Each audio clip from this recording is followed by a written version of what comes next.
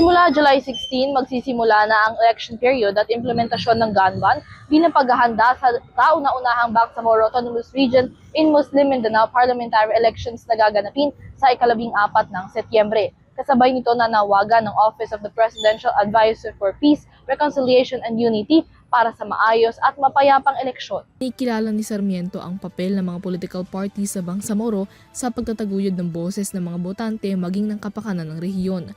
Dahil dito nanawagan siya sa mga partidong lalahok sa eleksyon na panatilihin ng rule of law and stability at na palaging idaan sa legal na proseso ang anumang isyong pang-eleksyon upang maitaguyod ang kapayapaan sa rehiyon.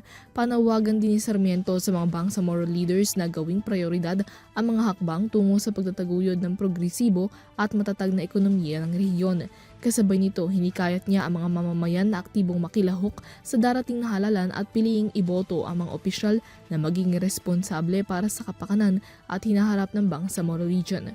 Gayon din ang pagtalima at pakikipagkoordina sa Commission on Elections at sa pambansang pamahalaan. Naniniwala si Sarmiento na ang Bangsamoro elections ay mahalagang parte ng pagsisiguro ng peace process sa rehiyon na kukumpleto sa political track sa ilalim ng Bangsamoro Organic Law ng Comprehensive Agreement on Bangsamoro o CAB. Sa kabilang banda, naniniwala rin ang CAB third-party monitoring team na ang parliamentary elections ay isang malaking hakbang sa pagtataguyod ng peace process sa rehiyon. Ayon kay TPMT Chair Heino Marius, hindi na dapat madelay pa ang proseso para sa political independence ng Bangsamoro. The elections in September, and like I said, we sincerely hope that they will actually do take place on the 14th of September, would form a magnificent and hopefully irreversible achievement of this peace process. These elections also represent the end of the transition phase of the peace process.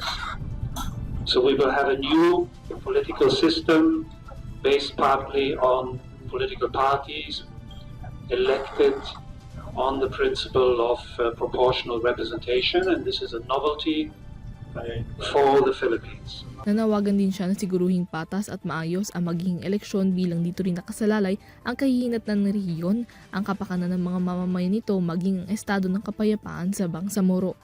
Para sa EuroTV News, Mia Layagin, sumasaludo sa bawat Pilipino.